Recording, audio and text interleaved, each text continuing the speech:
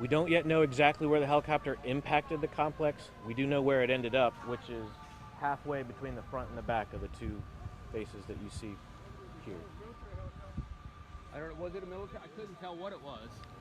The helicopter is a Robinson Helicopter Incorporated Model R-44. It departed the Williamsburg-Jamestown Airport around 4:30 p.m. yesterday. The pilot was the only person on board. The helicopter crashed into a 10-unit apartment building about 1 mile from the airport. One person inside that building was killed. There were no reports of other injuries on the ground. The deceased female that was a resident was identified this morning as Jean Danylko.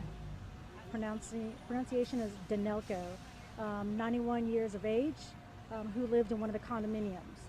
She worked as the secretary to the president of PBS, Bruce Christensen.